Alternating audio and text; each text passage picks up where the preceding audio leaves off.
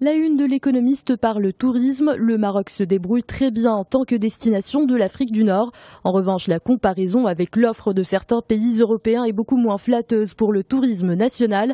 Le quotidien pense notamment à l'Espagne, au Portugal ou encore à la Grèce, des destinations boostées par la crise en Europe.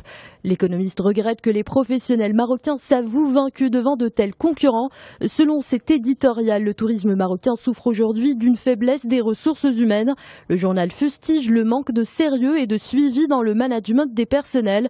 Dans ce secteur, une réputation est vite ruinée et plusieurs établissements marocains en savent quelque chose.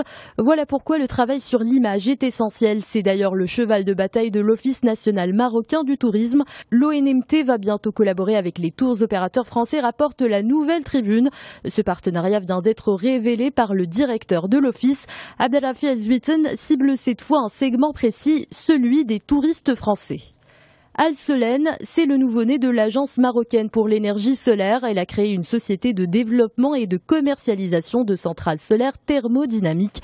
Son activité sera essentiellement tournée vers des marchés internationaux, nous dit aujourd'hui le Maroc. Al Solen est le fruit d'un accord tripartite signé entre l'Agence marocaine de l'énergie solaire, le commissariat français à l'énergie atomique et aux énergies renouvelables et le groupe industriel Alsen. La nouvelle société va commencer par cibler l'Afrique subsaharienne. Elle proposera plusieurs types de produits comme des centrales de moyenne et forte puissance. Mais avant d'attaquer ce marché, Al Solen va lancer 2 projets vitrines au Maroc pour développer les zones agricoles industrielles. Colère, poussière et dynamite, le titre des Échos résume la frustration des habitants du village de Ouartas près de Berkane.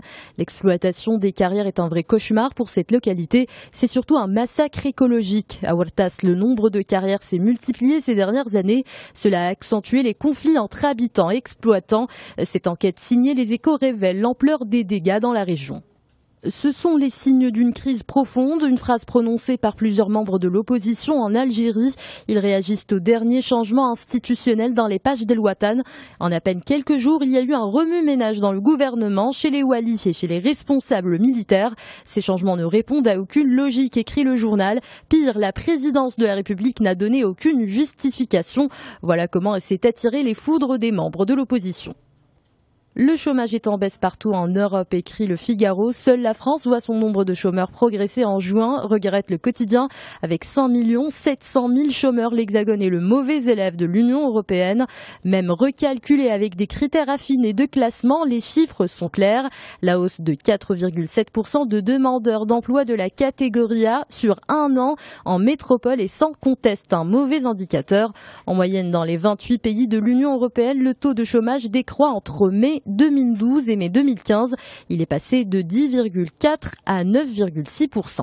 Et enfin, cet article de Jeune Afrique pour clore, il parle de l'arrivée hier de Barack Obama au palais présidentiel d'Addis Abeba.